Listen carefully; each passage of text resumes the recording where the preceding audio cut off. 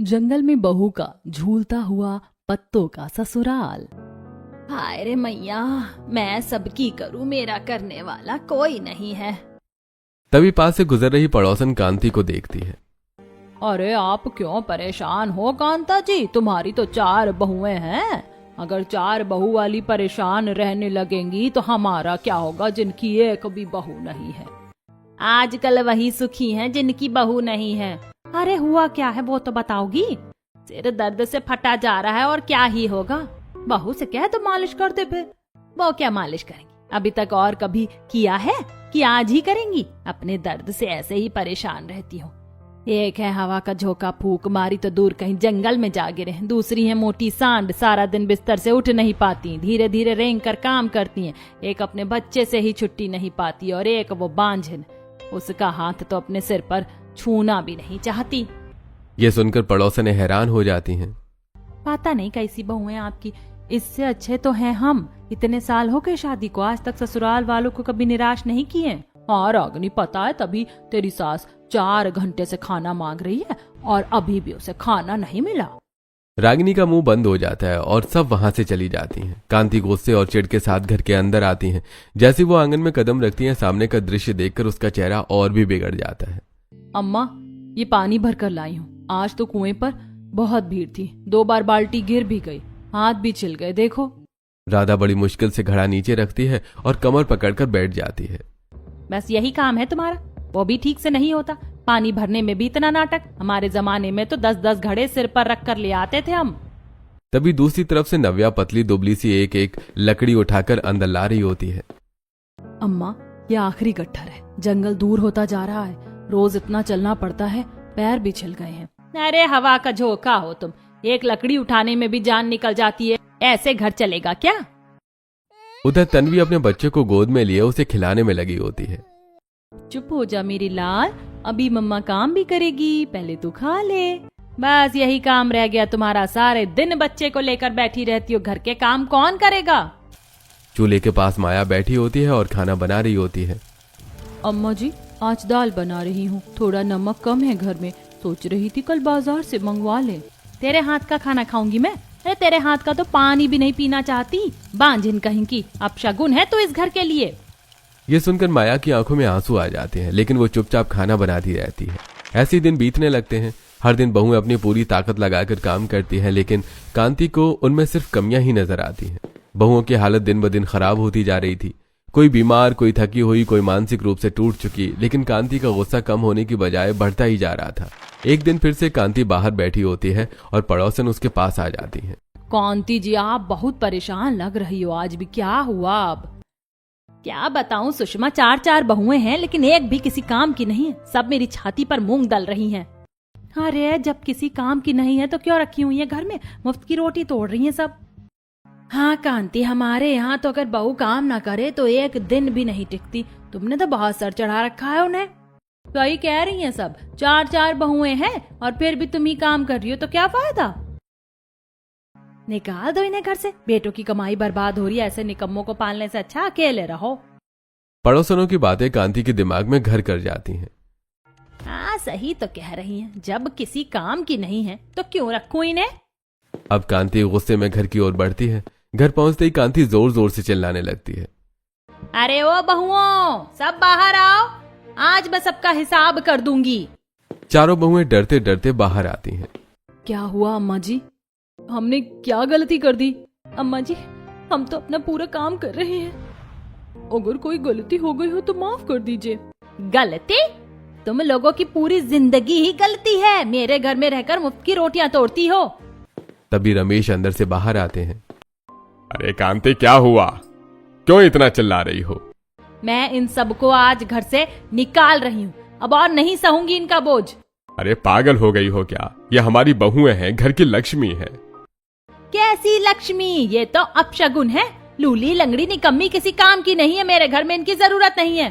अम्मा जी, हमने तो हमेशा आपकी सेवा करने की कोशिश की है। अम्मा, हम गरीब जरूर है लेकिन निकम्मे नहीं। मेरे बच्चे का क्या होगा अम्मा। अम्मा जी, आपने मुझे कभी अपनाया ही नहीं, लेकिन मैं हमेशा इस घर को अपना मानती रही। बस बहुत हो गया, निकल जाओ सब अभी के अभी। कांति, ये गलत कर रही हो, मत निकालो इन्हें। मुझे कोई नहीं रोकेगा, ये सब मेरे घर से अभी निकलेंगी। कांति एक एक करके चारों बहुओं का सामान बाहर फेंकने लगती है। चारों बहुएं रोती बिलखती घर के बाहर खड़ी हो जाती हैं। अब हम कहाँ जाएंगे? हमारे पास तो कोई ठिकाना भी नहीं है। मेरे बच्चे को भूखा नहीं रख सकती मैं। शायद यही हमारी किस्मत थी। तुमने बहुत बड़ा पाप कर दिया है कांति, एक दिन तुम्हें इसका पछतावा जरूर होगा। मुझे कोई पछतावा नहीं होगा, अच्छा ही हुआ बोझ उतर गया। चारों बहुएं एक ही दूसरे का सहारा लेकर वहां से चली जाती हैं। उनकी आंखों में आंसू और दिल में दर्द भरा होता है। घर से निकाली गई चारों बहुएं रोती बिलखती गांव की गलियों से गुजर रही होती हैं। उनके हाथ में थोड़ा बहुत सामान, आंखों में आंसू और दिल में टूटन साफ नजर आ रही होती है। हमने कभी नहीं सोचा था कि एक दिन हमें इस तरह घर से निकाल दिया जाएगा। अपने ही घर से बेघर कर दिया। अम्मा जी को क्या हो गया था? हमने तो हमेशा उनकी सेवा की, फिर भी हमें यूं सड़क पर छोड़ दिया। मेरे बच्चे ने तो कुछ भी नहीं किया, फिर भी उसे इस हालत में ले आई मैं। क्या होगा इसका अब? शायद किस्मत में यही लिखा था, लेकिन अब हमें आगे बढ़ना ही होगा, हार नहीं मान सकते। तभी गांव की कुछ पड़ोसन उन्हें जाते हुए देखती हैं और उनका मजाक उड़ाने लगती हैं। अरे देखो देखो, चारों महारानियां जा रही हैं। अब समझ में आया काम न करने का नतीजा। हाँ, बहुत अकड़ थी ना, अब सड़क पर आ गई सब, घर से निकाली गई निकम्मी बहुएं। अरे जाओ जाओ, अब देखो दुनिया कैसे चलती है। ससुराल छोड़कर कहाँ जाओगी? अब कोई घर नहीं मिलेगा तो मैं सारा दिन रोती रहना। पड़ोसनों की बातें सुनकर बहुओं का दिल और टूट जाता है, लेकिन वो बिना कुछ बोले आगे बढ़ती रहती हैं। अब हमें सोचना होगा, न मायका पास में है न पैसे। अगर हमारे पति यहाँ होते तो शायद ये दिन न देखना पड़ता। वो शहर में काम कर रहे हैं, उन्हें तो कुछ पता भी नहीं है। अब हमें खुद ही कुछ करना होगा, किसी पर भरोसा करने का वक्त नहीं है। तभी नव्या अचानक कुछ सोचकर रुक जाती है। सुनो, हम रोज जंगल से लकड़ी और पानी लाते थे ना? हाँ, लेकिन तो मेरे हिसाब से जंगल से बेहतर जगह हमारे लिए अभी कोई नहीं हो सकती। वहाँ कम से कम हमें कोई ताने नहीं देगा, हम खुद अपना गुजारा कर सकते हैं। हाँ, वहाँ पानी भी है, लकड़ी भी है और थोड़ी शांति भी मिलेगी। सही कहा तुमने, अब वही हमारी नई शुरुआत होगी। चारों बहुएं एक दूसरे का हाथ पकड़कर जंगल की तरफ बढ़ने लगती हैं। कई घंटों की थकान भरी यात्रा के बाद वो जंगल पहुंचती हैं। जंगल में चारों तरफ घना सन्नाटा, ऊंचे ऊंचे पेड़ और डरावना माहौल होता है। ये जगह बहुत डरावनी लग रही है, लेकिन अब हमारे पास कोई और रास्ता भी तो नहीं है। चारों बहुएं एक बड़े पत्थर के पास बैठ जाती हैं। वो बहुत थकी और भूखी होती हैं। अम्मा, मुझे भूख लगी है, प्यास भी लगी है। बस बेटा, अभी कुछ करते हैं, तू रो मत। हमें जल्दी कुछ इंतजाम करना होगा, नहीं तो बच्ची की हालत खराब हो जाएगी। लेकिन यहाँ मिलेगा क्या?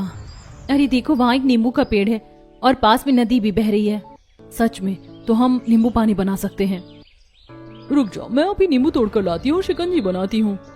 माया तेजी से पेड़ की तरफ जाती है, नींबू तोड़ती है और नदी से पानी लाकर शिकंजी बनाती है। ये लो, जल्दी से पी लो। बेटा, ये पी ले, तुझे अच्छा लगेगा। मम्मा, अब अच्छा लग रहा है।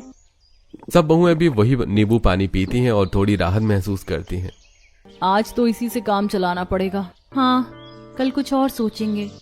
रात हो जाती है और चारों बहुएं उसी पत्थर के पास सो जाती हैं। आधी रात को जंगल में हलचल होती है। झाड़ियों में कुछ सरसराहट सुनाई देती है। एक खतरनाक तेंदुआ धीरे धीरे उनकी तरफ बढ़ रहा होता है।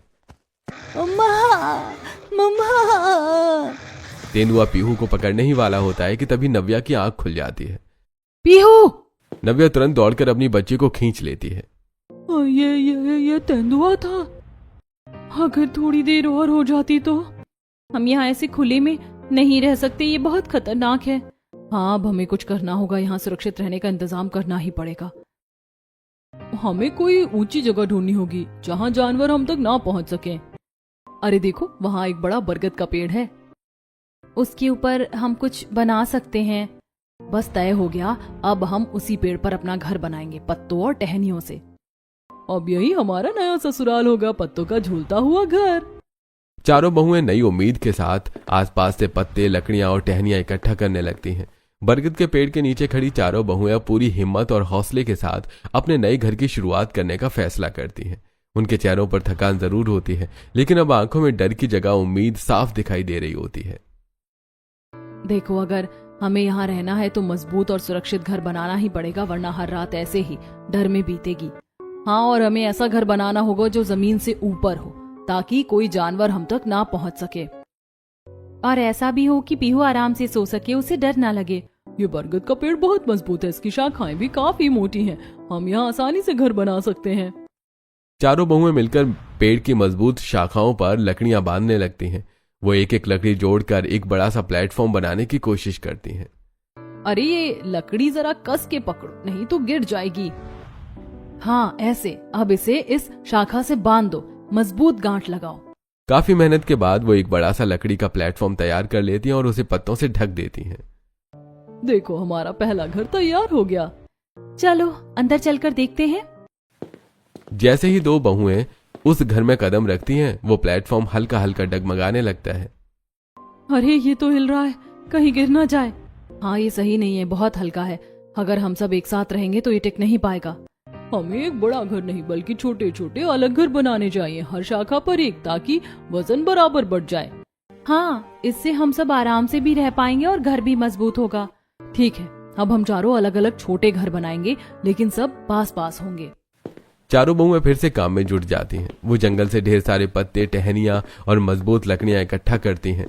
दिन भर की कड़ी मेहनत के बाद वो 4 सुंदर छोटे छोटे घर तैयार करती हैं, जो जमीन से थोड़ा ऊपर होते हैं। वाह, देखो हमारे घर कितने सुंदर लग रहे हैं, और सबसे अच्छी बात ये सुरक्षित भी हैं। अब मेरी बच्ची भी चैन से सो पाएगी। हमने कर दिखाया, अपने दम पर अपना घर बना लिया। चारों बहुएं अपने अपने घर में चली जाती हैं। तभी अचानक तेज हवा का झोंका आता है। अरे ये हवा, कहीं घर टूट ना जाए। पीहू मेरे पास ही रहना। लेकिन कुछ ही देर बाद उन्हें महसूस होता है कि घर मजबूत है, सिर्फ ठंडी हवा अंदर आ रही है। अरे घर तो हिल भी नहीं रहा, बस ठंडी हवा आ रही है। इसका मतलब हमारा घर सही बना है, अब हमें डरने की जरूरत नहीं है। 2 दिन से जागी और थकी हुई बहुएं अब चैन की नींद सो जाती हैं। अगली सुबह सूरज की किरणें उनके नए घर पर पड़ती हैं और एक नई शुरुआत का एहसास कराती हैं। आज तो बहुत अच्छा लग रहा है, लेकिन अब खाने का भी इंतजाम करना होगा। हाँ, सिर्फ नींबू पानी से काम नहीं चलेगा। हम एक लकड़ी की गाड़ी बना सकते हैं, जिससे सामान लाना आसान हो जाएगा। और हम में से कोई बाजार जाकर लकड़ी बेच सकता है, उससे पैसे आएंगे। 2 बहुएं मिलकर लकड़ी की एक छोटी गाड़ी कार्ट बनाती हैं। ये पहिया ठीक से लगाओ, नहीं तो चल नहीं पाएगा। अब तो हम भी गाड़ी वाली बन गई हैं। वहीं माया मिट्टी से बर्तन बनाना शुरू करती है। अगर हमारे पास बर्तन होंगे तो हम खाना भी बना पाएंगे। नव्या जंगल से लकड़ी इकट्ठा करके बाजार में बेचने जाती है। मैं जल्दी लौटूंगी और आज कुछ पैसे लेकर आऊंगी। शाम को नव्या पैसे लेकर वापस आती है। देखो, आज मैंने लकड़ी बेचकर पैसे कमाए हैं। सच में, अब हम खाना बना सकते हैं। बहुएं मिलकर चूल्हा बनाती और खाना तैयार करती हैं। आज हम सब मिलकर खाना खाएंगे अपने घर में। ये हमारी मेहनत का पहला फल है। चारों बहुएं और पीहू साथ बैठकर खाना खाती हैं। मम्मा बहुत अच्छा खाना है। हाँ बेटा, ये हमारे अपने घर का खाना है।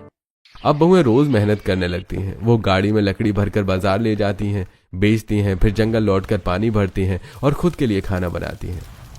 अब तो हमें सब काम खुद ही करना पड़ता है, लेकिन अच्छा लगता है, क्योंकि अब हम किसी के तानों से दूर हैं। एक दिन जंगल में घूमते हुए उन्हें एक गाय मिलती है। अरे ये गाय तो अकेली घूम रही है। अगर हम इसे बांध ले तो पीहू के लिए दूध मिल जाएगा। हाँ, ये तो बहुत अच्छा रहेगा। वो गाय को अपने पास बांध लेती हैं। अब हमारी पीहू को रोज दूध मिलेगा। मुझे दूध चाहिए। अब बहुएं जंगल में मिलने वाले फल फूल भी इकट्ठा करती हैं। देखो, आज हमें कितने सारे फल मिले हैं। अब हमें किसी पर निर्भर रहने की जरूरत नहीं है, हम खुद अपना जीवन चला सकते हैं। चारों बहुएं अब मजबूत हो चुकी होती हैं। उन्होंने अपने दम पर जंगल में एक नई दुनिया बसा ली होती है और अब उनका ये पत्तों का ससुराल उनकी मेहनत, हिम्मत और एकता की मिसाल बन चुका होता है। धीरे धीरे समय बीत रहा था। चारों बहुएं अब जंगल की जिंदगी में खुद को ढाल चुकी होती हैं। मेहनत, संघर्ष और एक दूसरे का साथ उन्हें मजबूत बना चुका होता है।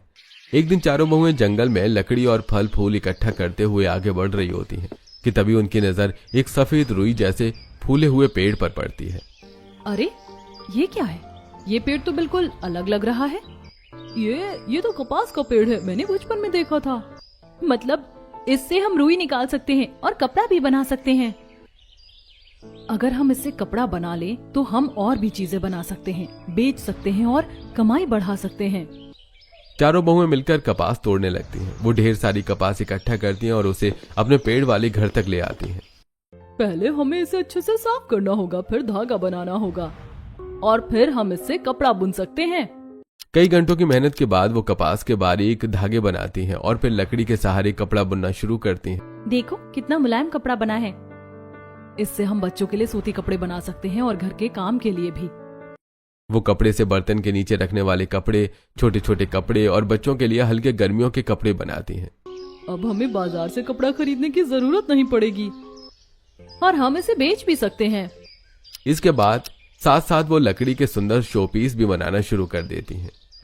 अगर हम इसे अच्छे से डिजाइन करें तो लोग इसे जरूर खरीदेंगे। और ये देखो, मैंने मिट्टी के सुंदर मटके बनाए हैं, इन्हें रंग भी सकते हैं। वो मटकों को रंग बिरंगे रंगों से सजाती हैं और उन्हें बहुत आकर्षक बना देती हैं। अब ये बाजार में अच्छे दाम में बिकेंगे। अगले दिन वो अपनी लकड़ी की गाड़ी में कपड़े, मटके और शोपीस लेकर बाजार जाती हैं। पता नहीं लोग खरीदेंगे या नहीं, जरूर खरीदेंगे। हमारी मेहनत दिख रही है इन चीजों में। बाजार में लोग उनकी चीजों को देखकर हैरान रह जाते हैं। ये कपड़े कितने सुंदर हैं और ये मटके भी बहुत अच्छे हैं। अरे मैं ये सब खरीदूंगा, कितने के हैं? धीरे धीरे उनकी सारी चीजें बिक जाती हैं और उन्हें अच्छी कमाई हो जाती है। देखो आज हमें कितने पैसे मिले हैं। अब हम और भी अच्छा जीवन जी सकते हैं। अब बहुएं जंगल में खुश रहने लगती हैं। थोड़ी परेशानी जरूर होती है लेकिन अब उन्हें वहां सुकून मिलने लगता है। नव्या अपनी बेटी पीहू के लिए एक स्लेट तैयार करती है। ये ले बेटा, अब मम्मा तुझे पढ़ाएगी। सच मम्मा, मैं अभी पढ़ूंगी। नव्या रोज पीहू को पढ़ाती है और अच्छे संस्कार सिखाती है। इसी तरह से दिन बीतते रहते हैं। कुछ दिनों बाद चारों बेटे शहर से वापस घर आते हैं। अरे घर इतना सूना क्यों लग रहा है? नव्या कहाँ है? राधा भी नजर नहीं आ रही है। क्या हुआ यहाँ? तन्वी, पीहू, कोई दिखाई क्यों नहीं दे रहा है? माया भी नहीं है। आखिर सब गए कहाँ हैं? वो पड़ोस में जाकर पूछते हैं। तुम्हारी माँ ने तुम्हारी बहुओं को घर से निकाल दिया। क्या? ये कैसे कर सकती है माँ? हमारी गैर हाजिरी में इतना बड़ा फैसला? हम अपनी पत्नियों को ऐसे नहीं छोड़ सकते। हमें उन्हें ढूंढना होगा अभी के अभी। चारों बेटे अपनी पत्नियों को ढूंढने के लिए निकल पड़ते हैं। कई जगह खोजने के बाद वो जंगल की तरफ पहुंचते हैं। वहां जो वो देखते हैं उसे देखकर उनकी आंखें भर आती हैं। उनकी पत्नियां कोई कमजोर और असहाय नहीं बल्कि मेहनती, मजबूत और आत्मनिर्भर बन चुकी होती हैं। कोई पानी भर रही होती है, कोई लकड़ी काट रही होती है, कोई मिट्टी के बर्तन बना रही होती है और कोई बच्ची को पढ़ा रही होती है। नव्या, तुमने ये सब अकेले कैसे कर लिया? राधा, तुम इतनी मेहनत कर रही हो और हम वहां आराम से बैठे थे। तन्वी, तुमने पीहू को इतनी अच्छी तरह संभाला, हमें माफ कर दो। माया, तुमने तो कमाल कर दिया। हमें तुम पर बहुत गर्व है। चारों बेटे अपनी अपनी पत्नियों के पास जाते हैं। रवि, तुम यहाँ? रोहन, तरुण, नीरज। चारों बेटे अपनी पत्नियों को गले लगा लेते हैं। अब से तुम्हें कोई तकलीफ नहीं सहनी पड़ेगी। हम तुम्हें लेने आए हैं। अब तुम अकेली नहीं हो, अब हमेशा तुम्हारे साथ हैं हम। हमें माफ कर दो, हम तुम्हें इस हालत में छोड़ कर गए। अब चलो, हमारे साथ अपने घर चलो। चारों बहुएं एक दूसरे को देखती हैं। उनकी आंखों में खुशी भी है। बहुएं पहले थोड़ा हिचकती हैं लेकिन अपने पतियों का साथ देखकर उनके दिल में भी उम्मीद जाग उठती है। अब बस बहुत हो गया। तुमने जितना सहा है अब और नहीं। तुम मेरे साथ चलो। मैं तुम्हें वापस वो जिंदगी दूंगा जिसकी तुम हकदार हो। राधा, मैंने तुम्हें अकेला छोड़ दिया लेकिन अब ऐसा कभी नहीं होगा। चलो मेरे साथ, हम फिर से नई शुरुआत करते हैं। तुमने अकेले इतने मुश्किल हालात में सब संभाला, अब मैं हूं तुम्हारे साथ। चलो घर। माया, तुमने अपने दम पर सब कुछ बना दिया। अब मैं चाहता हूं कि तुम ये सब मेरे साथ मिलकर करो। चलो। चारों बहुएं एक दूसरे को देखती हैं और आखिरकार अपने पतियों के साथ जाने के लिए तैयार हो जाती हैं। ठीक है, लेकिन अब हमारी शर्त होगी। हमें इज्जत और बराबरी चाहिए।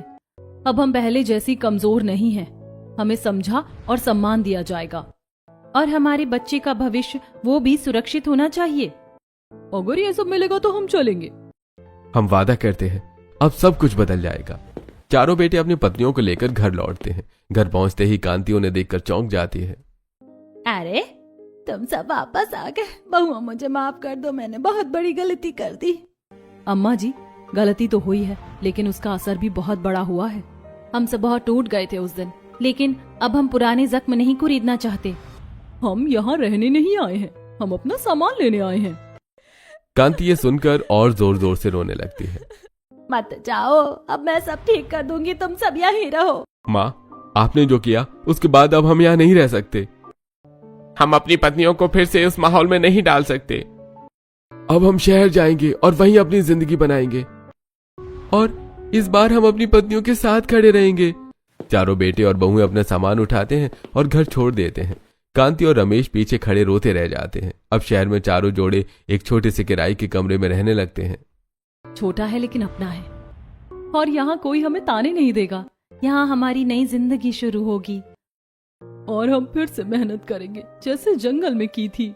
दिन बीतने लगते हैं। चारों बहुएं और बेटे मिलकर काम करते हैं और धीरे धीरे उनकी जिंदगी पटरी पर आने लगती है। 1 साल बीत जाता है। एक दिन सब साथ बैठे होते हैं। सुनो, 1 साल हो गया, हमें माँ पापा जी से मिलना चाहिए। हाँ, आखिर वो हमारे बड़े हैं, जो हुआ सो हुआ। शायद अब उनका गुस्सा भी शांत हो गया होगा और हमें भी दिल साफ करना चाहिए। ठीक है, अगर तुम सब चाहती हो तो चलते हैं। सभी गांव लौटते हैं, लेकिन वहां पहुंचकर वो देखते हैं कि उनका घर बदल चुका है। ये हमारा घर नहीं लग रहा है। कोई और लोग रह रहे हैं यहाँ क्या? आखिर माँ पापा गए कहाँ? वो पड़ोसियों से पूछते हैं। बेटा, तुम्हारे माँ पापा तो 6 महीने पहले ही घर छोड़कर चले गए। क्या? क्यों? घर नीलाम हो गया था, कर्ज बहुत था। मतलब वो अब कहीं और है, हमें उन्हें ढूंढना होगा। सभी मिलकर उन्हें ढूंढने लगते हैं। कई दिनों की खोज के बाद वो उसी जंगल में पहुंचते हैं जहां बहुएं पहले रहती थी। वहां का दृश्य देखकर सब चौंक जाते हैं। वही बरगद का पेड़, वही झूलते हुए पत्तों के घर, और वहां कांति और रमेश मिट्टी के बर्तन बना रहे होते हैं। अरे तुम सब। बेटा, तुम यहाँ? माँ, ये सब क्या है? आप यहाँ कैसे? बेटा, तुम्हारी शादियों में जो कर्ज लिया था वो हम चुका नहीं पाए। धीरे धीरे सब बिक गया, घर भी नीलाम हो गया और हमें यहाँ आकर रहना पड़ा। मैंने तुम्हारी बहुओं के साथ बहुत गलत किया, शायद ये उसी का फल है। अम्मा जी, अब सब ठीक हो जाएगा। हम सब साथ हैं, अब कोई अकेला नहीं रहेगा। ये जंगल ही अब हमारा घर होगा। चारों बहुएं फैसला करती हैं कि वो यहीं रहेंगी। हम शहर वापस जाएंगे, काम करेंगे और यहाँ सबकी मदद करेंगे। हाँ, अब हम सब मिलकर जिंदगी को बेहतर बनाएंगे। अब कोई परेशानी नहीं आएगी। अब हमारा परिवार फिर से एक हो गया है। इस तरह सभी मिलकर एक नई शुरुआत करते हैं। जंगल का वो झूलता हुआ पत्तों का ससुराल अब एक सच्चा घर बन चुका होता है, जहां प्यार, मेहनत और एकता बसती है। अब सब खुशी खुशी अपनी जिंदगी बिताने लगते हैं।